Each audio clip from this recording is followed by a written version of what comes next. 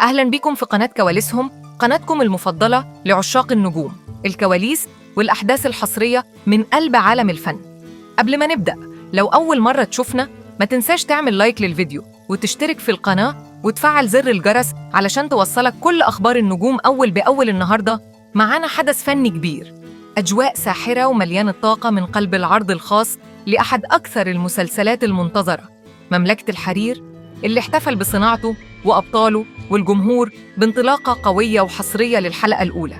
السجادة الحمراء اتفرشت، بس المرة دي مش مجرد سجادة، كانت بوابة لعالم المسلسل بتفاصيل مستوحاة من أجواء القصة اللي كلها توتر، دراما وتشويق من أول مشهد لآخر لحظة.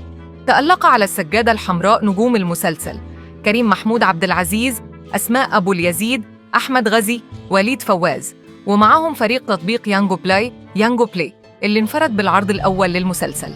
المفاجأة: حضور عدد كبير من صناع المحتوى ومتابعين السوشيال ميديا اللي حصلوا على فرصة حصرية لحضور الحدث وسط أجواء احتفالية تنقل المشاهد جوه قلب المسلسل قبل ما يبدأ عرضه.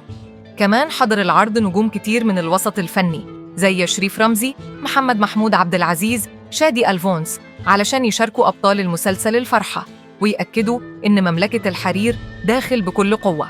المسلسل هيتعرض حصرياً على تطبيق يانجو بلاي ابتداءً من النهاردة من الأحد للخميس في 10 حلقات فقط، يعني القصة قصيرة مكثفة ومليانة أحداث قوية.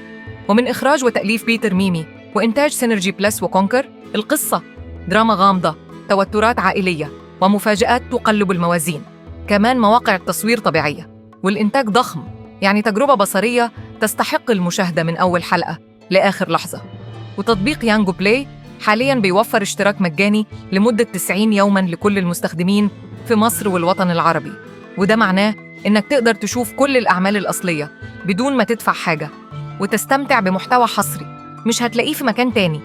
فهل أنتم مستعدين تدخلوا مملكة الحرير؟ سيبوا رأيكم في التعليقات وقولوا لنا إيه أكتر حاجة متحمسين لها في المسلسل. ما تنسوش اللايك والاشتراك، لأن اللي جاي نار من كواليسهم.